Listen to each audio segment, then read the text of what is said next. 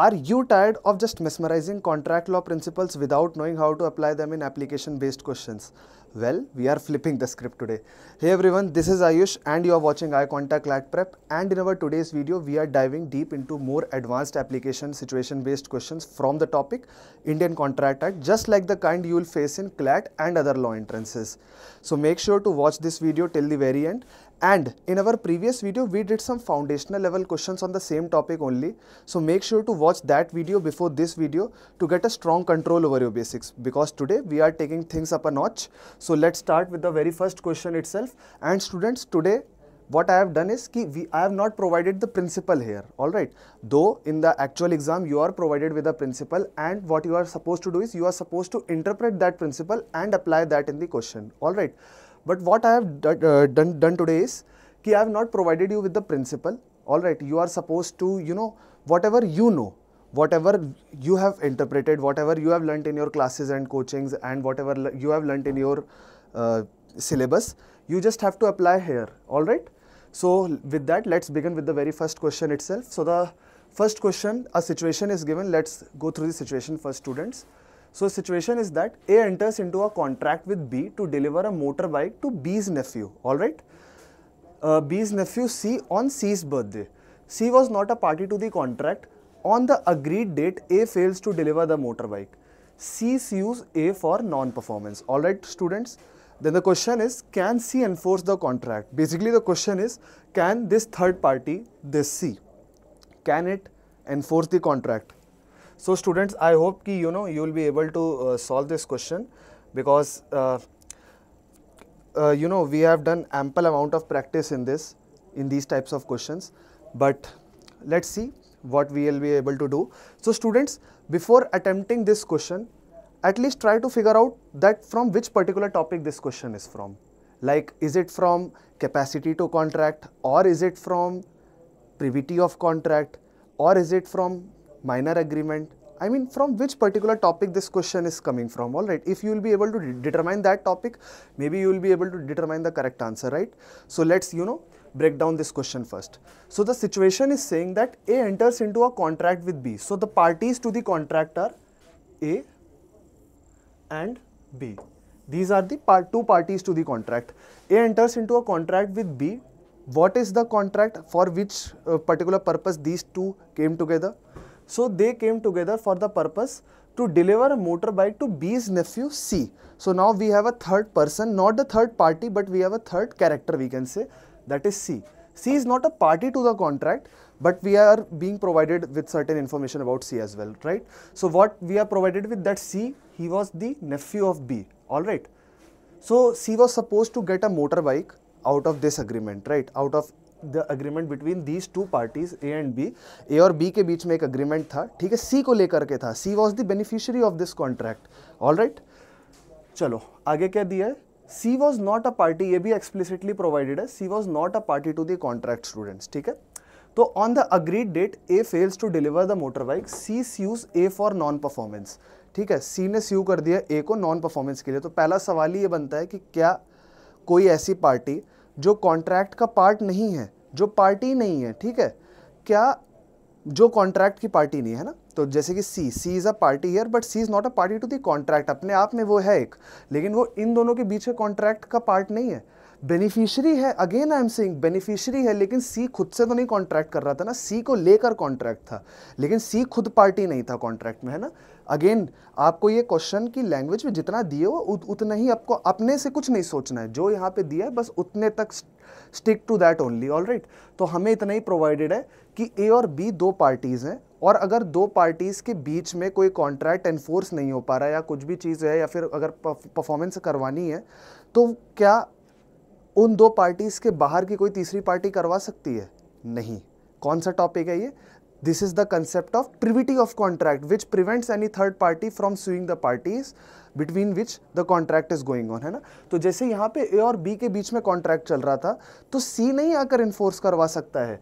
यहाँ पे अगर ये लाइन लिखी होती, B sues A for non performance, ठीक है, और यहाँ लिखा होता question can be enforce the contract, तब तो सही होता, B could have enforce the contract, but C can C enforce the contract? Obviously no, because privity of contract इसे रोकती है स्यू करने से, ठीक है. तो अब हमें ये तो पता चल गया कि आंसर इज नो, ठीक है। तो अब हमें ऑप्शंस में नो ढूंढना है, लेकिन हम देख रहे हैं ऑप्शन में भी दो दो नो दिए हैं, तो कौन सा नो का लॉजिक ठीक है लीगली, हमें वो फिगर आउट करना है, ठीक है।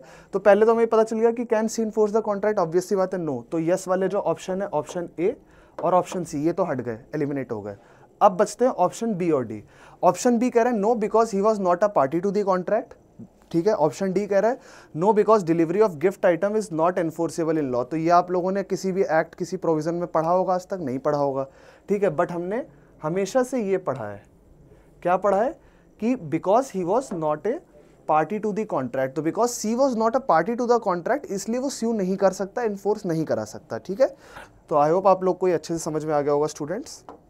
तो करेक्ट आंसर स्टूडेंट्स एक बार देख लेते हैं, B no because he was not a party to the contract. Explanation again the same principle which we just mentioned, under privity of contract only parties to a contract can enforce it, C being a stranger to the contract can not sue, all right, ठीक है students. So the next question is, a situation is again given, A makes an offer to B to sell his house, ठीक है। A makes an offer to B to sell his house, B accepts by sending a letter, but before it reaches A, B changes his mind and sends a telegram revoking the acceptance which reaches A first. So is the revocation valid? तो students again a very interesting question from the topic of communication कि कब communication of proposal, communication of acceptance and communication of revocation is deemed complete, when it is deemed complete, ठीक है। तो अगर आप लोग को communication का topic अच्छे से आता होगा तो you will be able to determine the correct answer, right? So एक बार options देख लेते हैं पहले। Is the revocation valid? Yes, because the revocation reached before the acceptance. No, because the acceptance was already posted.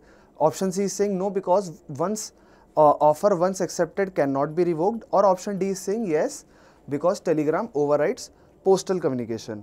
तो students बहुत ही interesting question है, take your time, 2 minute लो, चाहे तो पॉज करके इसको आप लोग कर लो, अटेम्प्ट करके देख लो, तब तक हम इसका let's just discuss the correct answer. तो स्टूडेंट्स एक बार दोबारा से सिचुएशन देखते हैं, A makes an offer to B to sell his house, ठीक है, ठीक है। बी ने ऑफर भी एक्सेप्ट कर दिया by sending a letter, but before it reaches A, B changes his mind and sends a telegram revoking the acceptance, ठीक है। और फिर ये लिखा है कि रिवोक करने वाला जो था वो पहले पहुंच गया था, and sends a telegram revoking the acceptance which reaches A first, ठीक है। तो is the revocation valid? Yes, because the revocation reached before the acceptance. तो देखो सीधी सी बात है, अब हमें यहाँ पे ये फिगर आउट करना है कि रिवोकेशन का कम्युनिकेशन कब कंप्लीट होता है और एक्सेप्टेंस का कब होता है, ठीक है, कब कंप्लीट होता है। तो स्टूडेंट्स देखिए, पहले तो उन्होंने ऑफर किया, ए ने ऑफर किया बी को अपना घर बेचने के लिए, जो कि बी ने एक्सेप्ट कर लिया, ठीक है, by sending a letter. But क्या हुआ, आगे दिया हुआ है, but before it reaches A, B changes his mind and sends a telegram revoking the acceptance, ठीक है। अब क्या होता है यहां पर कि क्योंकि ये चीज यहां पे एक्सप्लिसिटली मेंशन कर दी गई है कि जो रिवोक करने वाला लेटर था वो पहले पहुंच जाता है, यहां पे आप लोग देख लीजिए कि B changes his mind and sends a telegram revoking the acceptance which reaches A first. तो साफ साफ ही लिखा हुआ है कि रिवोक करने वाला जो लेटर था वो पहले पहुंच जाता है। तो ऑब्वियस सी बात है कि revocation will be valid because the revocation reached before the acceptance, ठीक है। एक्सेप्टेंस अगर पहले कम्युनिकेट हो गई होती, ठीक है, अगर एक्सेप्टेंस पहले पहुंच गया होता, एक्सेप्टेंस लेटर उसके पास पहले पहुंच गया होता, उस केस में रिवोकेशन वैलिड ना होती। बट बिकॉज एक्सेप्टेंस के लेटर पहुंचने से पहले ही रिवोकेशन का लेटर वहां पहुंच गया, इस वजह से रिवोकेशन का कम्युनिकेशन कंप्लीट माना जाएगा, ठीक है। चलिए स्टूडेंट्स, सो द नेक्स्ट एक बार इसका करेक्ट आंसर देख के नेक्स्ट क्वेश्चन भी डिस्कस करते हैं।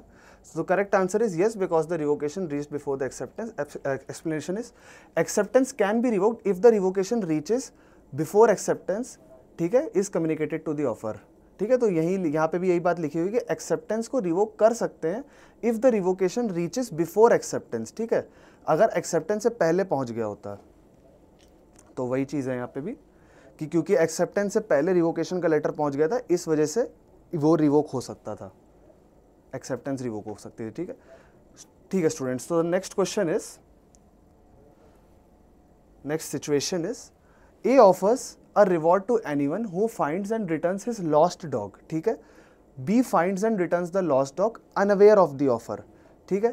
तो is B entitled to the award? ठीक है। So the question is asking कि is B entitled to the award, one of the most confusing and we can say one of the most controversial topic of all time, ठीक है, जिसको लेके confusion रहता ही है generally students के। तो students क्या चीज़ दी हुई है कि A offers a reward to anyone who finds and returns his lost dog, B finds and returns the dog unaware of the offer, ठीक है। तो is B entitled to the reward. देखिए स्टूडेंट्स, ऐसा होता है कि ये जो पर्टिकुलर क्वेश्चन है इससे एसोसिएटेड एक बहुत बड़ा लैंडमार्क केस है इंडियन कॉन्ट्रैक्ट एक्ट का। तो आई होप कि आप लोग को उस केस के बारे में पता हो। अगर आपने वो केस पढ़ रखा है, आपने उस केस की आपको नॉलेज है, तो आप इसके करेक्ट आंसर में आराम से पहुंच जाओगे। स्टूडेंट्स का जनरली एक डाउट होता है कि सर हमें क्या केस लॉज पढ़ने ज़रूरी है, हमें क्या केस लॉज आने चाहिए। आपको इसलिए केस लॉज आने चाहिए। केस लॉ आपसे डायरेक्टली नहीं कोई पूछेगा कि बताओ, आपको फैक्ट्स दे दिए कि ये दिस आर फैक्ट्स, तो बताओ ये Maneka Gandhi versus union of India है, Kesavananda Bharati versus union of India है, या फिर कौन सा केस है, आपसे कोई ऐसे नहीं पूछने वाला है, ठीक है। बेसिकली उन केसेस के जो प्रिंसिपल्स हैं, वो जो केस जिस चीज़ पे बना है, जिस भी पॉइंट का वो लैंडमार्क केस है, आपसे वो फैक्ट्स पे क्वेश्चन हो सकता है, जैसे ये क्वेश्चन आया है। तो आप में से जिन्होंने केस लॉ, जो इससे एसोसिएटेड केस लॉ है, जिनको पता होगा वो एक बार कमेंट कर देना। बाकी इससे एसोसिएटेड केस लॉ का नाम है लालमन शुक्ला वर्सेस गौरी दत्त। सेम चीज़ उसमें हुई थी। क्या हुआ था उसमें कि लालमन शुक्ला जो सर्वेंट थे गौरी दत्त के, उनको ये टास्क दिया गया था कि वो जाकर गौरी दत्त के नेफ्यू को ढूंढ कर लेके आए, ठीक है। उनके जाने के बाद गौरी दत्त जो होते हैं, जो ओनर होते हैं लालमन शुक्ला के, जिनका भतीजा खो गया होता है, वो ये अनाउंसमेंट कराते हैं कि जो भी उनका भतीजा ढूंढ के लाएगा उसको 501 रुपये का रिवॉर्ड देंगे। लालमन शुक्ला वो ढूंढ के ले आते हैं, लेकिन उसको नहीं पता होता कि ऐसा भी कुछ इनाम घोषित हो रखा है उस बच्चे के ऊपर।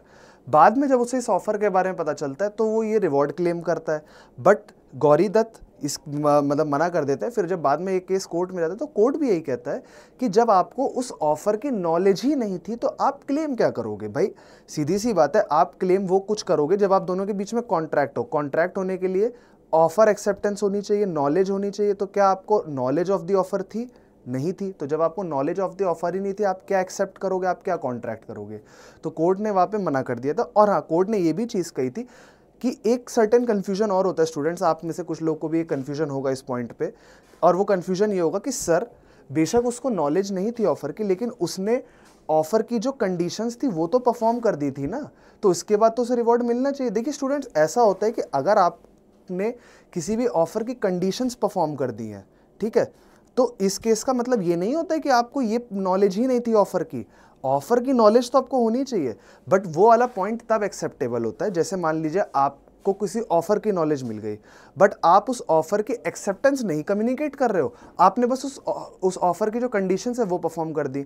लेकिन इसमें कैच क्या, आपको ऑफर की नॉलेज थी, बस आपने कम्युनिकेट नहीं करी वो, ठीक है। आपने उस मतलब जो आपको ऑफर की नॉलेज थी, जैसे सपोज यहाँ ये क्वेश्चन होता, यहाँ पे अगर ये क्वेश्चन होता कि A offers a reward to anyone who finds and returns his lost dog, B finds and returns the dog aware of the offer, ठीक है। ये अनना होता है, यहाँ पे अवेयर्ड होता, ठीक है।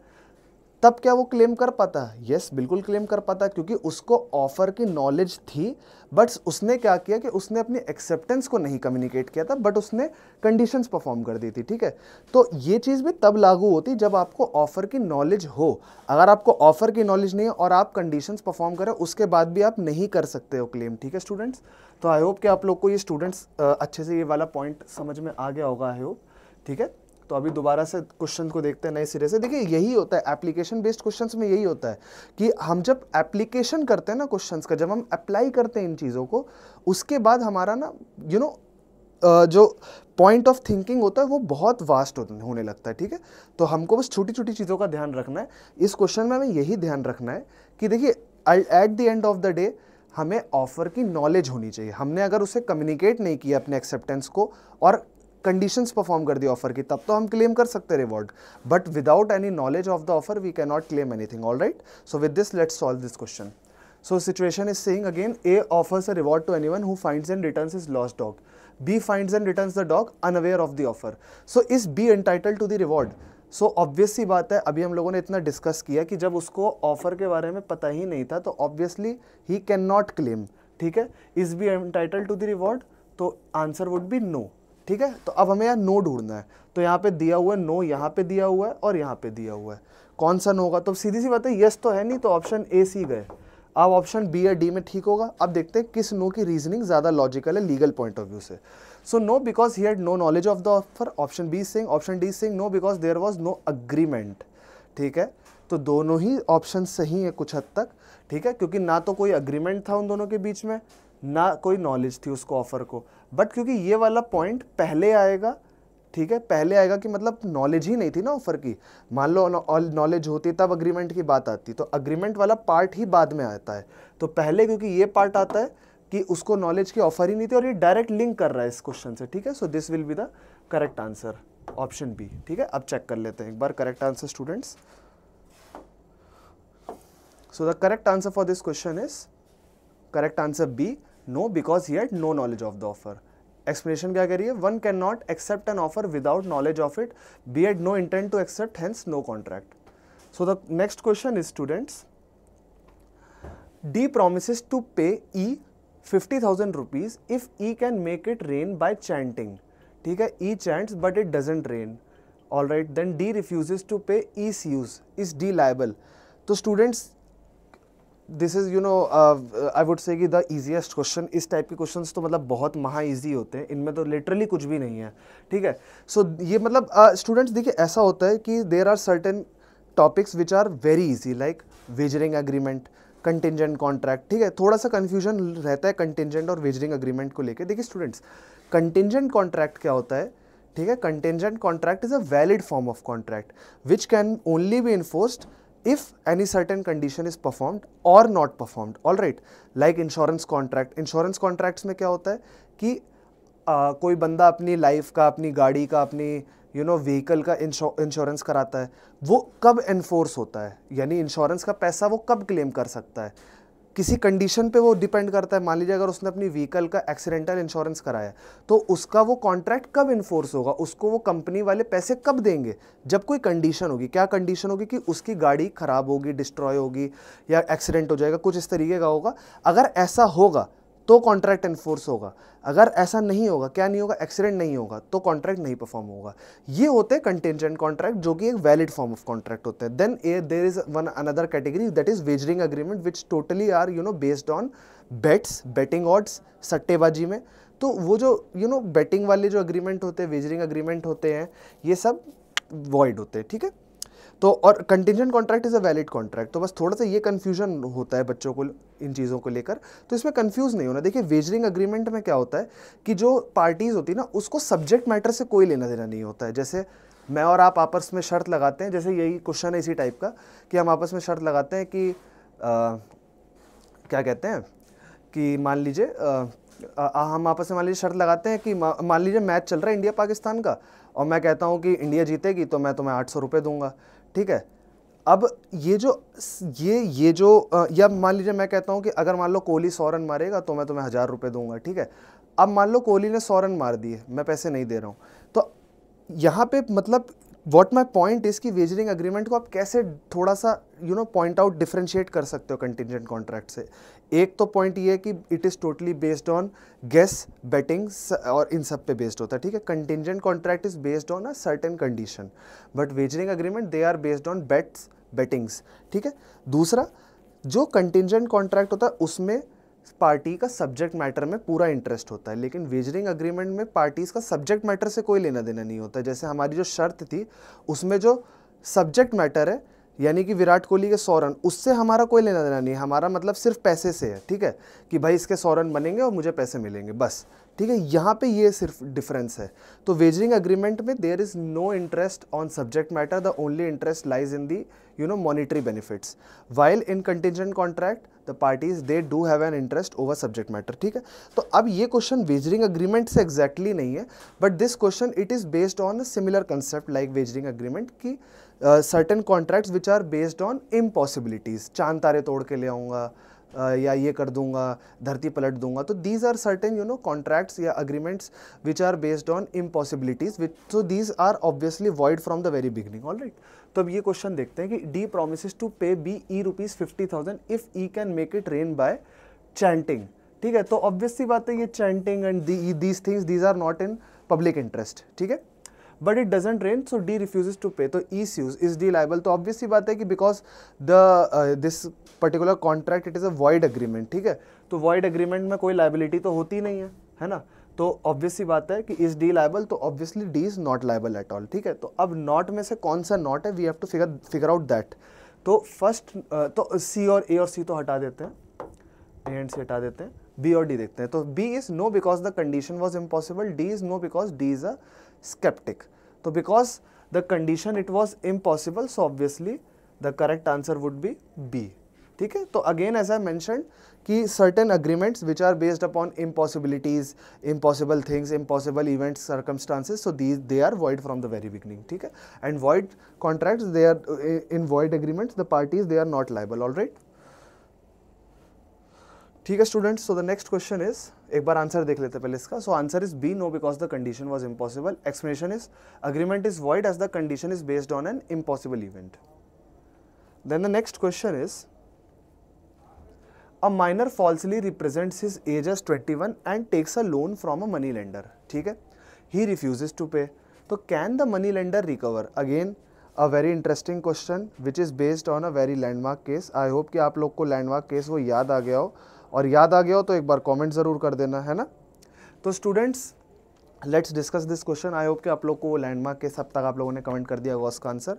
तो let's break down this question and let's discuss कि क्या करेक्ट आंसर होना चाहिए इसका। तो students a question is a minor falsely represents his age age 21, ठीक है, तो यानी कि माइनर की एज 18 से कम ही होगी, उसने झूठ बोल के अपनी मतलब झूठी एज 21 साल अपने आप को as a person of 21 years present किया, ठीक है, and takes a loan from a money lender, बाद में वो रिफ्यूज करता है पैसे, तो कैन मनी लेंडर रिकवर, क्या मनी लेंडर उस पैसे को रिकवर कर सकता है? तो students there was a very similar case like this, very landmark case of Indian contract act, अगर आप लोगों ने पढ़ रखा हो, ठीक है। आई have already asked you to comment that name of that case in the comment section. So the name of that case law was Mohori Bibi versus Dharmodas Ghosh, ठीक है। तो हम अगर आप लोगों को मोरी बीबी और धर्मोदास घोष के केस के फैक्ट्स याद हो, क्या हुआ था उस केस में भी कि एक माइनर होता है, ठीक है, माइनर कौन होता है? Dharmodas Ghosh. So Dharmodas Ghosh is the minor, वो ब्रह्मोदत्त से लोन लेने जाता है, ठीक है।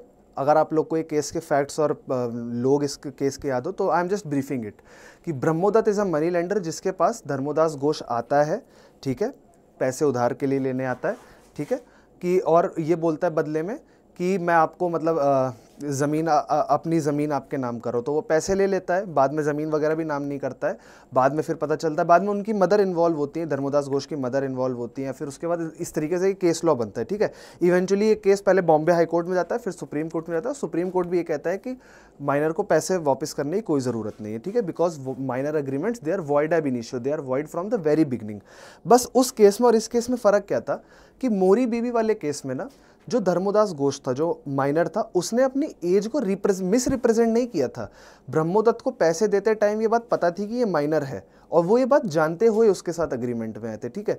इस केस में बस एक क्या डिफरेंस है कि यहाँ पे जो माइनर है वो फॉल्सली रिप्रेजेंट कर रहा है अपनी एज को, ठीक है, फॉल्सली रिप्रेजेंट कर रहा है। अब इस केस में क्या होगा, ठीक है, तो यहाँ से स्टूडेंट्स हमको ना कंसोर्शियम ऐसे ही कंफ्यूज करता है। अब जो उसके फैक्ट्स थे मोरी बीबी धर्मोदास घोष के, उससे टोटली डिफरेंट, टोटली नहीं मतलब, लेकिन जो एक डिफरेंस है वही डिफरेंस बहुत बड़ा है उसमें।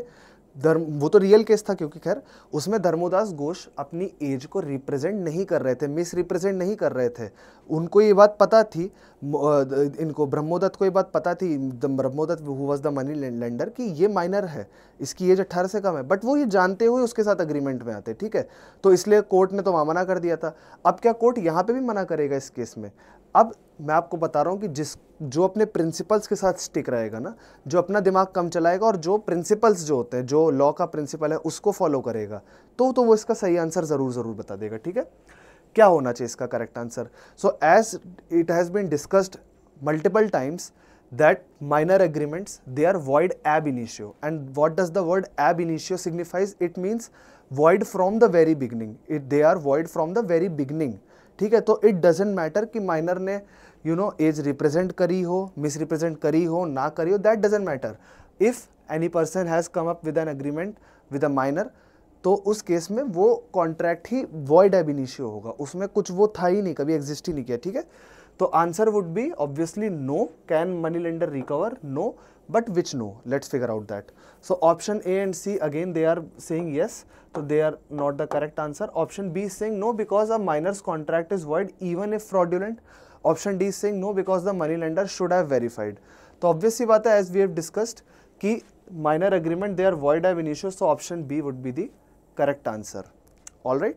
अब स्टूडेंट्स इसमें आप लोग को मैं एक चीज़ और बता देता हूँ, मतलब आप लोग को तो खैर एग्जाम पॉइंट ऑफ व्यू से जितना रिक्वायर्ड है उतना पढ़ो, बट इसमें क्या होता है अगर इस तरीके के केस प्रैक्टिकली कोर्ट्स में आते हैं, मतलब मैं आपको अपने कोर्ट एक्सपीरियंस से बता रहा हूँ, अगर ऐसा कोई केस कोर्ट में आता है ना, तो कोर्ट में जनरली देखो लॉ में तो यही प्रोवाइडेड है कि they would be void ab initio, ठीक है, मतलब उस केस में वॉइड एब इनिशियो होगा. बट अब इस चीज़ को तो एक माइनर धंधा भी बना सकता है ना अपना, कि उसको तो पता है कि भाई मैं किसी के साथ अग्रीमेंट में आ जाऊंगा और उसको झूठी झूठी एज बताऊंगा, बाद में फिर उसके पैसे नहीं लौटा लूंगा, कोर्ट तो मेरी साइड लेगा, ठीक है. बट ऐसा नहीं है. कोर्ट्स इस केस में क्या होते हैं, देखो लॉ तो खैर कहता है कि they are void ab initio, but courts they can not allow the minor to take advantage of this this judicial savior.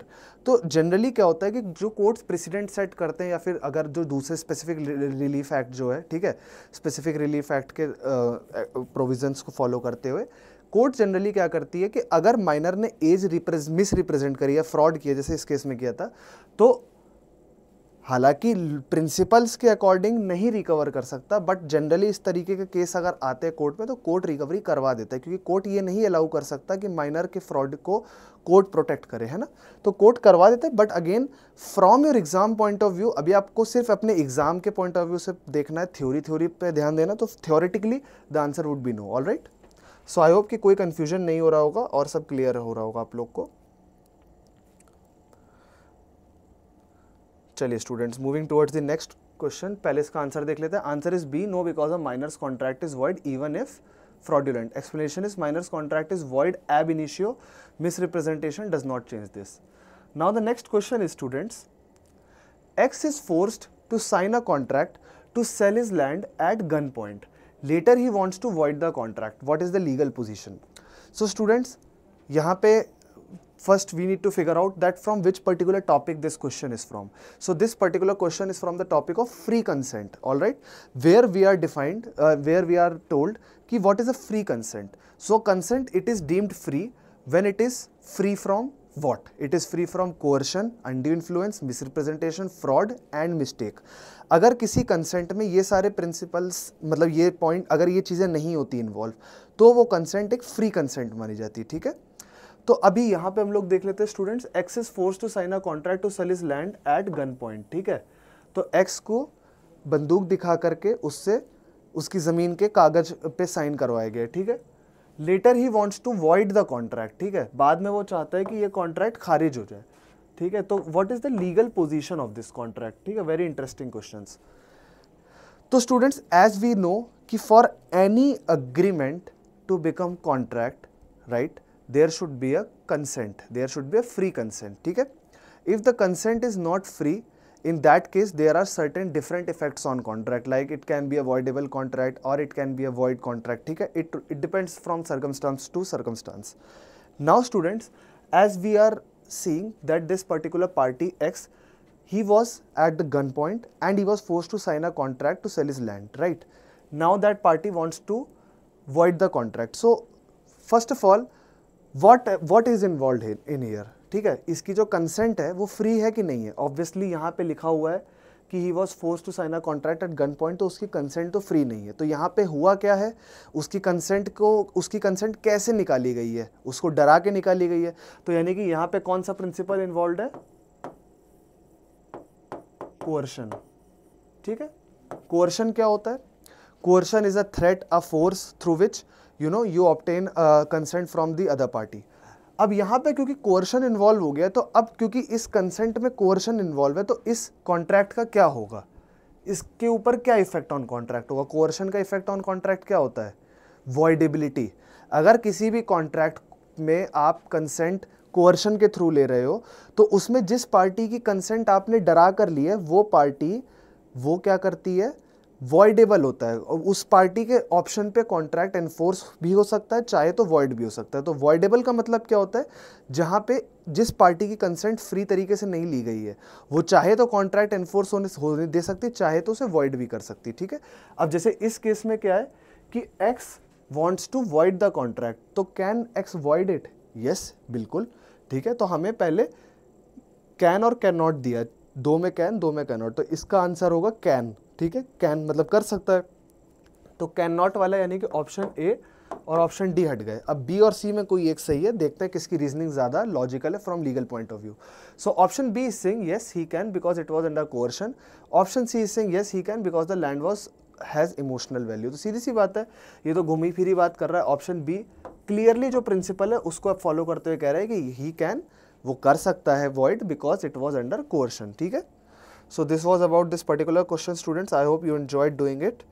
So moving towards the next question, एक बार पहले वो आंसर देख लेते हैं। yes he can because it was under coercion. Explanation is again telling the same thing that contract under coercion is voidable at the coerced party's option. ठीक है, then the next question is A enters into a contract with B to sell his horse. ठीक है, A enters into a contract with B to sell his horse.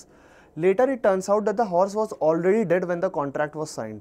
So what is the effect on contract students? As just like the previous question again, question has arisen on the topic of effect on contract, कि contract में क्या effect होगा इस चीज़ का। पिछले question में क्या था, कोercion था, तो कोercion का हमने क्या इफेक्ट देखा कि एक कॉन्ट्रैक्ट वॉइडेबल हो जाता है।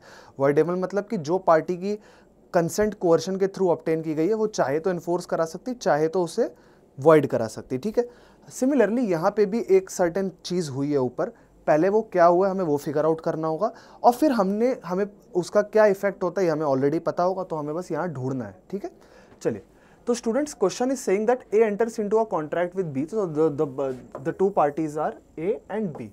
ठीक है, ये एक घोड़े को लेकर के एग्रीमेंट करते हैं। ठीक है, बाद में पता चलता है, later it turns out that the horse was already dead. बाद में पता चलता है कि हॉर्स की तो ऑलरेडी, वो हॉर्स जिसको लेकर के एग्रीमेंट हो रहा है इन दोनों के बीच में वो डेड है। ठीक है, और दोनों को ही नहीं पता।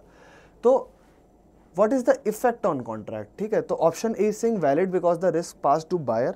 Option B is saying void due to mistakes on existence of subject matter. Option C is saying voidable due to misrepresentation. Option D is saying valid because price was fair.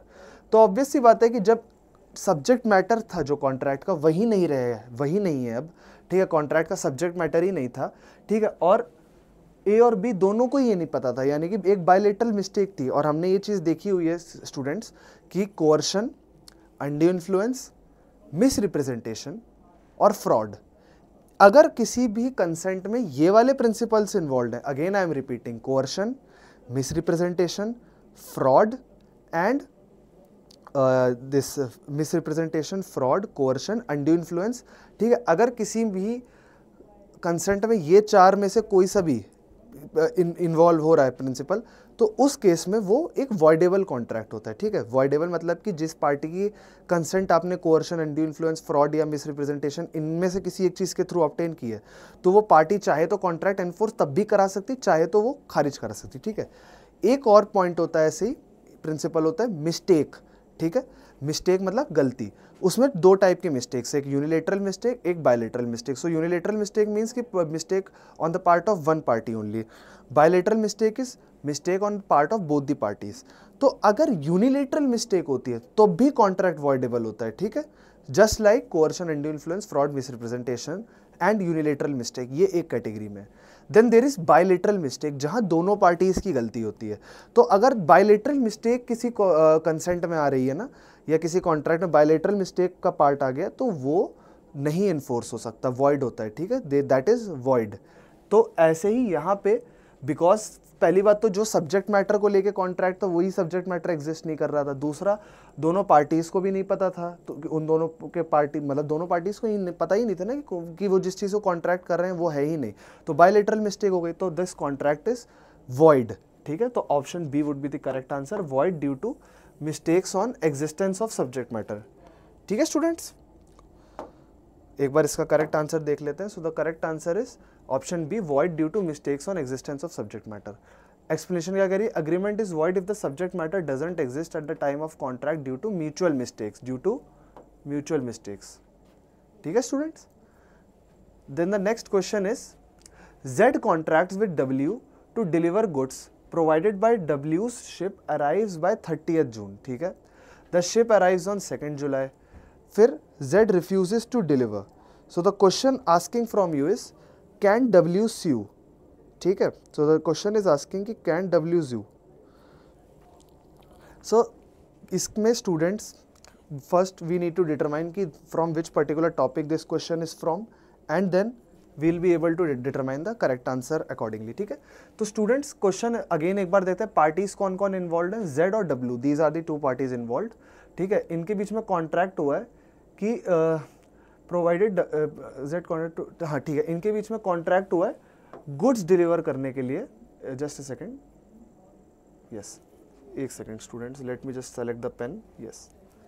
तो Z और W ये दो party, इनके बीच में contract हुआ है goods deliver करने के लिए, बट उसकी एक प्रेसिडेंट है, एक शर्त है, क्या है, provided W ship arrives by 30th June, ठीक है।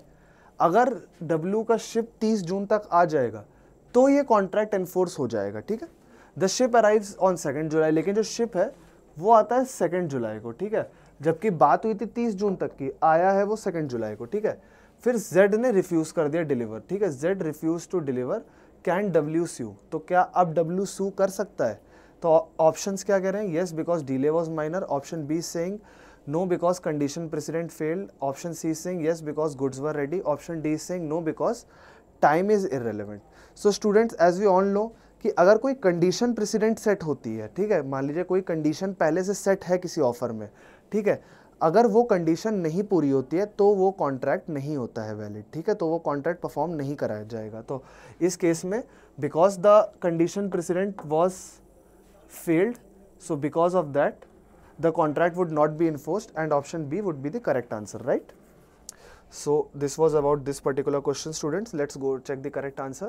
So no because condition precedent failed. Explanation, this is a contingent contract student. Again अभी हमने contingent contract का yes I am sorry कि हम लोग यहाँ पे cover नहीं कर पाए इस part को, क्योंकि अभी हम लोगों ने discuss कर ही लिया था तो 2-3 क्वेश्चन पहले डिटेल में contingent contract क्या होता है, but then again this was a question of contingent contract only because यहाँ पे ये क्या कह रहा है कि Z contracts with W to deliver goods provided W ship arrives by 30th June, ठीक है।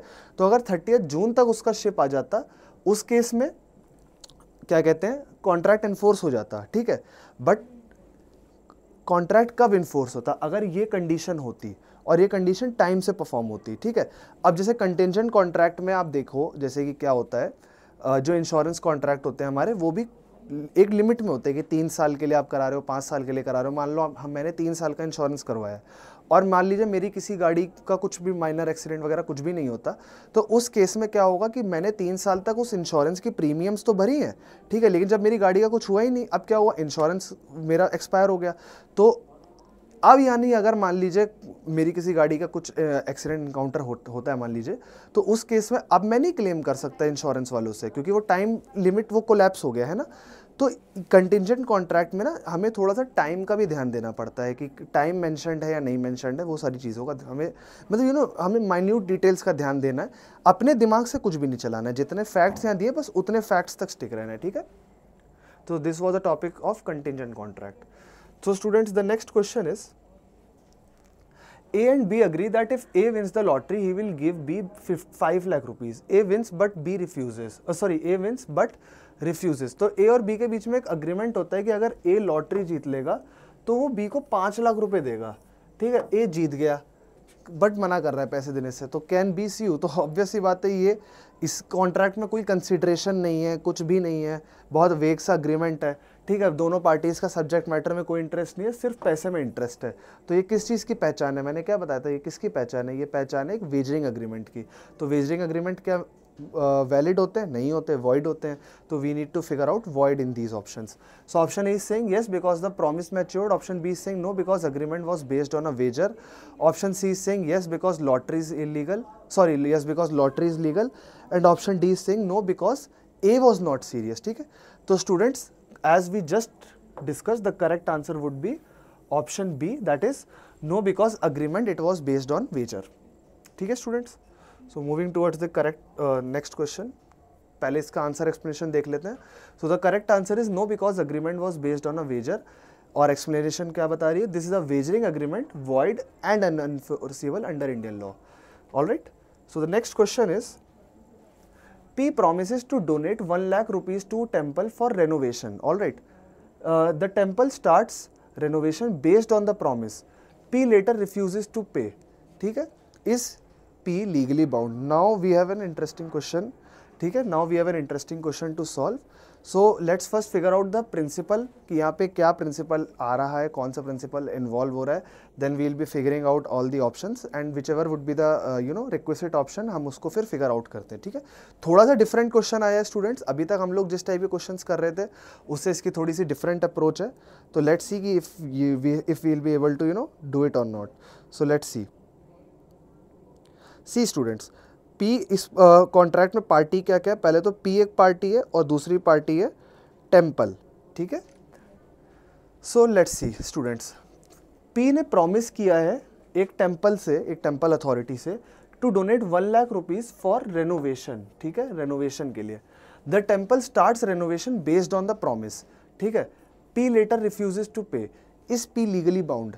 ठीक है, अब स्टूडेंट्स यहाँ पे बहुत सारे अच्छे प्रिंसिपल्स बहुत सारे प्रिंसिपल्स इन्वॉल्व हो रहे हैं, but we need to figure out कि यहाँ पे एग्जैक्टली कौन से प्रिंसिपल से क्वेश्चन आया. ठीक है, तो हम लोग इसके सही आंसर पे पहुँच जाएंगे. देखिए स्टूडेंट्स, यहाँ पे सबसे पहले बात हुई है P की, जिसने प्रॉमिस किया है एक टेम्पल से. ठीक है, और उस प्रॉमिस को बेस मानते हुए, उस प्रॉमिस को बेसिस मानते हुए, आधार बनाते हुए टेम्पल ने रेनोवेशन का भी काम स्टार्ट कर दिया कि भाई हमें 1 लाख रुपए आने का वादा हुआ है, हमारे पास तो 1 लाख रुपए आने वाले हैं, चलो हम फिर रेनोवेशन का काम चालू करते हैं.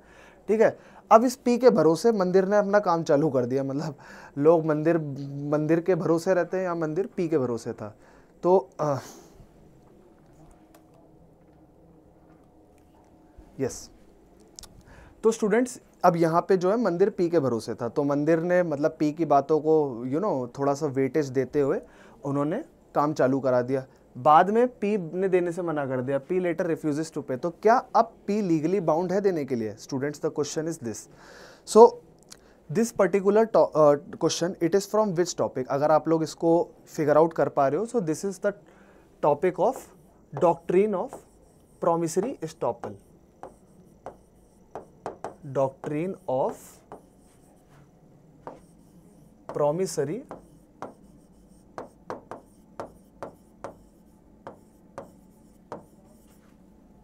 estoppel.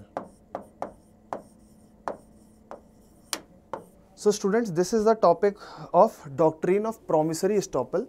ठीक है, basically what it says is कि अगर मान लीजिए मैंने आप लोगों को कोई प्रॉमिस किया, ठीक है, और उस प्रॉमिस के बेसिस पर आपने एक्ट करना स्टार्ट कर दिया. ठीक है, या मान लीजिए एक्ट कर लिया.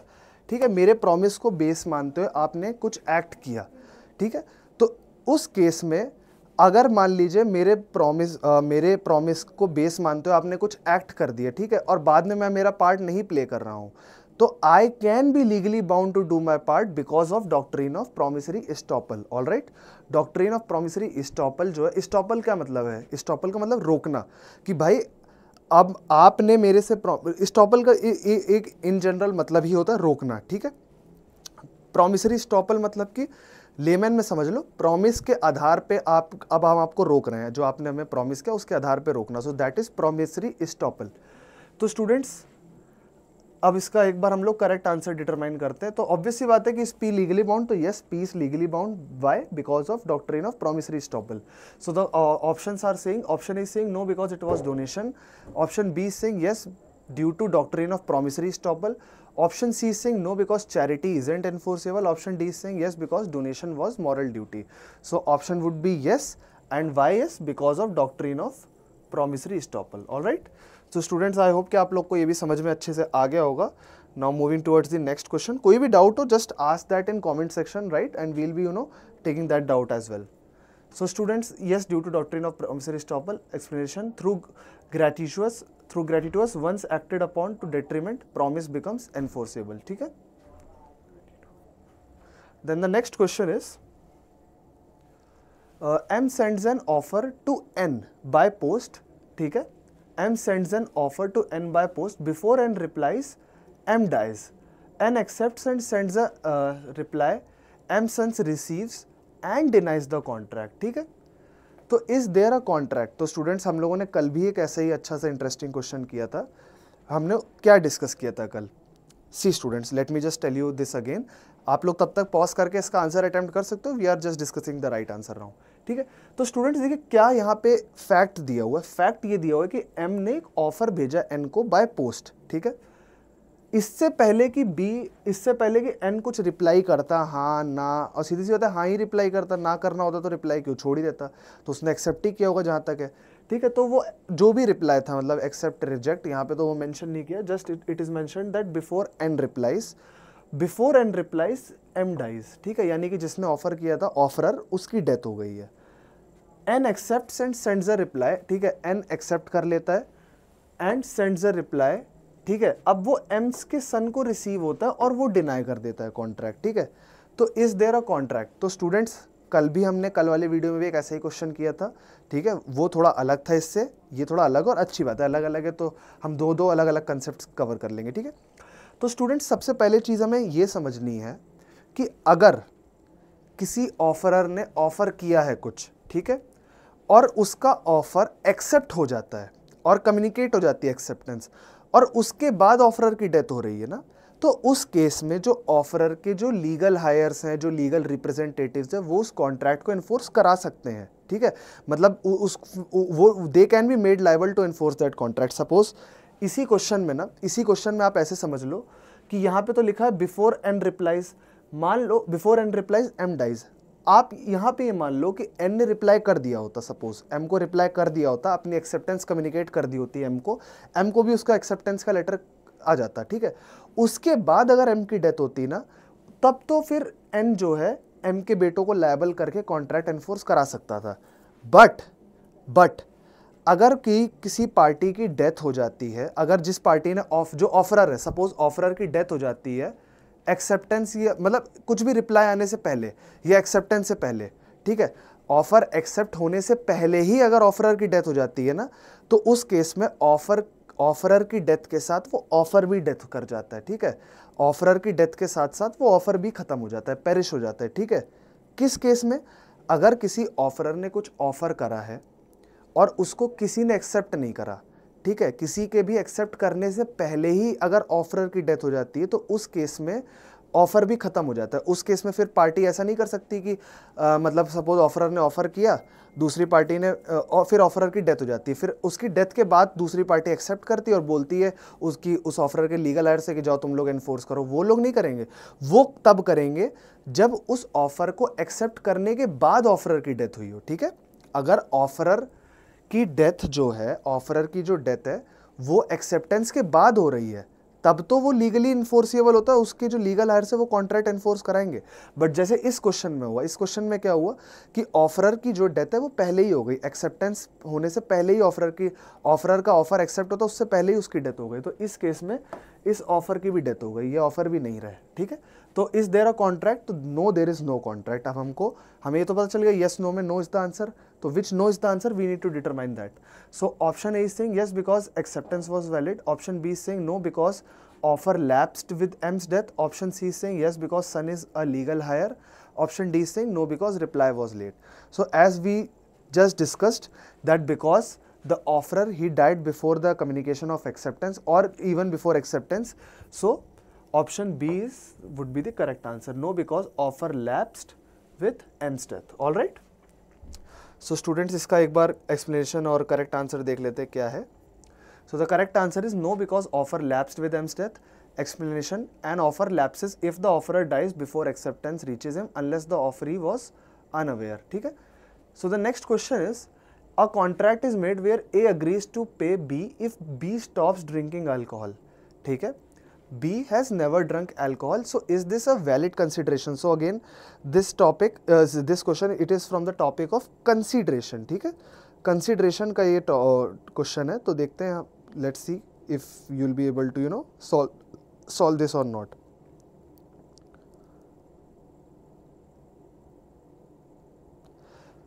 So students,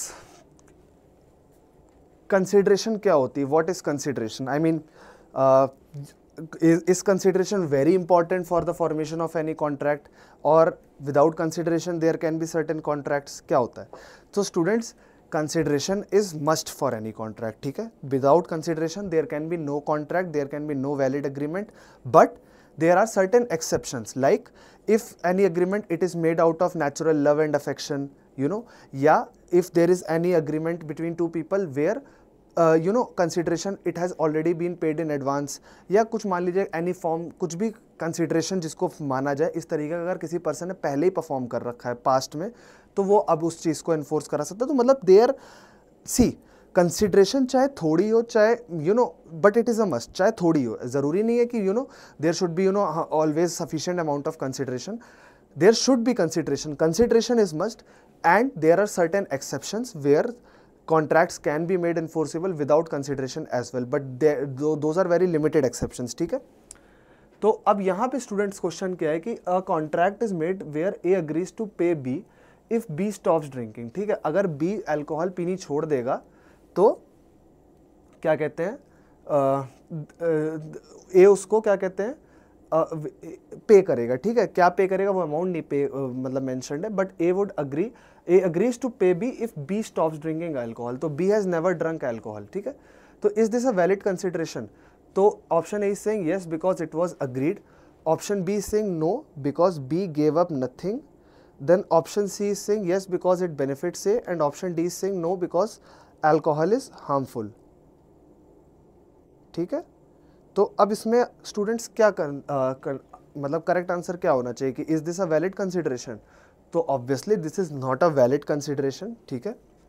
this is not a valid consideration because B gave up nothing, B ने कुछ नहीं किया। अब देखो बी का क्या, A agrees to pay B if B stops drinking alcohol, B has never drunk alcohol, ठीक है? भाई बी ने तो कभी अल्कोहल पी ही नहीं थी।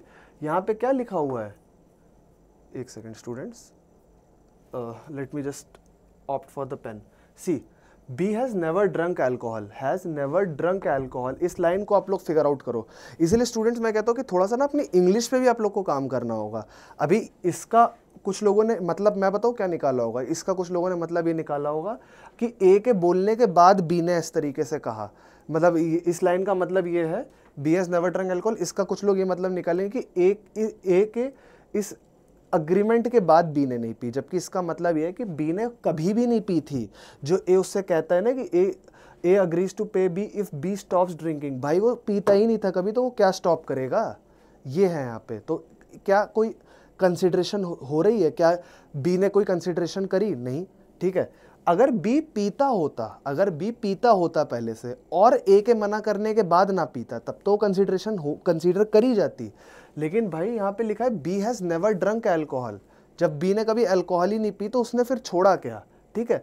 तो ऑब्वियसली ये एक वैलिड कंसिडरेशन नहीं है, तो answer would be B, no because B gave up nothing, ठीक है? अब स्टूडेंट्स आप लोग ये सोचोगे कि सर आपने कैसे पता लगाया कि B has never drunk alcohol का ये मतलब है कि बी ने कभी नहीं पी? हमको तो सर ऐसा लग रहा था कि शायद ए के मना करने के बाद बी ने नहीं पी होगी, इस लाइन का वो मतलब है। देखिए स्टूडेंट्स, इसके लिए मैं आपको वही कहता हूँ, मेरा यही सजेशन है आप लोग को बार बार कि आप लोग जितना आरसीज पे काम करोगे ना, जितना ज़्यादा रीडिंग कॉम्प्रिहेंशन अटेम्प्ट करोगे, ये छोटी छोटी चीज़ें वहीं से ही ठीक होंगी।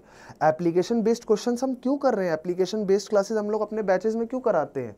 क्योंकि आप कितनी भी थ्योरी सीख लो, आपको थ्योरी तो पता होगी, बट देन अगेन एप्लीकेशन गलत हो गया तो फिर थ्योरी आने से कोई फायदा नहीं है, ठीक है? तो we need to be sure of our application as well. अब इसका करेक्ट आंसर देखते हैं students. So the correct answer for this question is no because B gave up nothing. Explanation is there is no consideration if the promisee did not suffer a legal detriment or gave up something, ठीक है? Now the students next question is X a magician promises to double Y's money with a spell, ठीक है? Y pays 10,000 rupees, X fails, ठीक है? Y sues, can Y recover? अब देखिए students क्या है, X a magician है एक, ठीक है? प्रॉमिस करता है कि ये Y के पैसे डबल कर देगा एक जादू टोना करके, ठीक है, टोटका करके। फिर वाई 10,000 रुपये उसे पे करता है, लेकिन एक्स फेल करता है, एक्स नहीं कर पाता उसको डबल, ठीक है? तो क्या वाई स्यू कर सकता है? तो first of all students we need to figure out कि कैन वाई स्यू और नॉट। तो आंसर में जो यस नो दिया है 4 जगह, उनमें से क्या है, येस है आंसर या नो है आंसर, और फिर जब हमें येस नो डिटरमाइन कर लेंगे तो हम फिर कौन सा येस है कौन सा नो है वो भी डिटरमाइन कर सकते हैं, ठीक है। तो स्टूडेंट्स पहली बात तो ये जो क्वेश्चन है ये किस टॉपिक से आ रहा है, ये जो अग्रीमेंट यहाँ पे, ये जो एक अग्रीमेंट है इन दोनों के बीच में, ये क्या एक वैलिड अग्रीमेंट है? Obviously this is not a valid agreement, because ये जो magic, magician, spell, these are not in the interest of public policy, these are against the public policy. तो any agreement, any contract which is against public policy, against moral values, against society, they are not valid contract, ठीक है। तो पहली बात तो can Y recover? No। अब देख लेते हैं कौन सा वाला नो होना चाहिए, ठीक है। तो पहली बात तो ऑप्शन बी और डी में दिया हुआ है यस, ये दोनों तो होंगे नहीं, बी और डी काट दो। अब ऑप्शन ए क्या कह रहा है, no because it's a wagering agreement. Option C क्या कह रहा है, no because object is unlawful, ठीक है। तो अब क्या ये वेजरिंग अग्रीमेंट लग रहा है आप लोग को? कुछ लोग यहाँ पे ये भी कंफ्यूज होंगे कि वेजरिंग अग्रीमेंट होगा। भाई वेजरिंग अग्रीमेंट तो सट्टा होता है, शर्त होती है, यहाँ पे सट्टा शर्त का कोई मेंशन है नहीं है ना। तो यहाँ पे because object is unlawful, so this agreement it would be a void agreement, ठीक है। तो can Y recover? No. Option C reasoning, because object is unlawful. तो अब स्टूडेंट्स वही चीज है, आप लोग जितना ज्यादा एप्लीकेशन बेस्ड क्वेश्चंस करोगे, जितना यहाँ आओगे ना मेरे साथ, आप लोग की ना मैं ये एक्यूरेसी 100% ठीक कर दूंगा। मुझे पता है काफी स्टूडेंट्स ने ना ये भी मार्क किया होगा, ऑप्शन ए भी मार्क किया होगा, ठीक है। तो जिन्होंने ए मार्क किया है, आप लोग का आंसर गलत क्यों है आप लोग को आई गेस समझ में आ गया होगा, ठीक है। बिकॉज यहाँ पे वेजरिंग मतलब वेजरिंग मतलब ही होता है सट्टा शर्त। यहाँ पे आपको सट्टा शर्त वाला पॉइंट कहाँ दिख रहा है?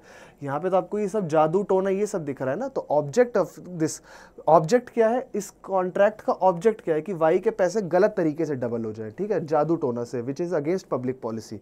सो आंसर वुड बी सी, ठीक है। चेक कर लेते चलो एक बार, हो सकता है कि मैं ही गलत हूँ, क्या पता ऑप्शन ए हो। So the correct answer is answer C, no, because object is unlawful. Explanation क्या करिए, agreements based on superstitions or magical claims are void as against public policy, ठीक है। अब students next question is C agrees to buy D's car. C agrees to buy D's car only if the Supreme Court legalize flying cars, ठीक है। The event doesn't happen. Is C bound to pay? Very interesting question students, very interesting question. So the question is saying कि C agrees to pay, situation क्या कह रही है, C agrees to buy D's car only if the Supreme Court legalizes flying cars, ठीक है। The event does not happen, is C bound to pay, ठीक है।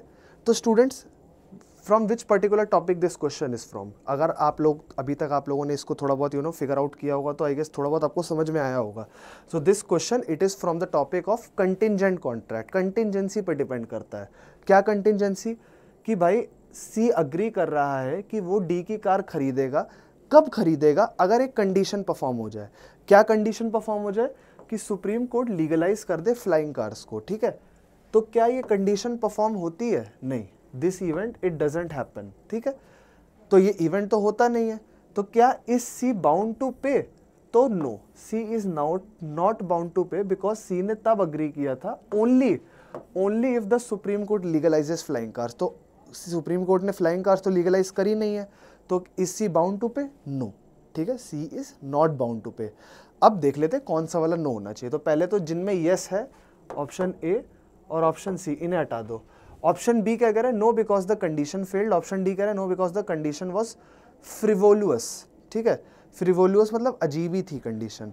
तो अब आप लोगों में से कुछ स्टूडेंट्स को लग रहा हो कि यार ये भी सही आंसर हो सकता है। देखो मैं हमेशा वही कहता हूँ, हमेशा अपना दिमाग कम चलाओ, जो इन्फॉर्मेशन यहाँ पे दी हुई उसको स्टिक करो और सिर्फ वहाँ दिमाग चलाओ इस इन्फॉर्मेशन के अराउंड, बाहर से कुछ भी नहीं। अपने मन से मत सोच लो कि फ्रिवोलुअस फ्लाइंग कार्स। भाई सीधी सी बात है, क्यों नहीं हो सकती flying car? Supreme court legalize कर भी तो सकता है। अगर फ्लाइंग कार कल को बन जाए तो सुप्रीम कोर्ट उसे बिल्कुल लीगलाइज कर सकता है।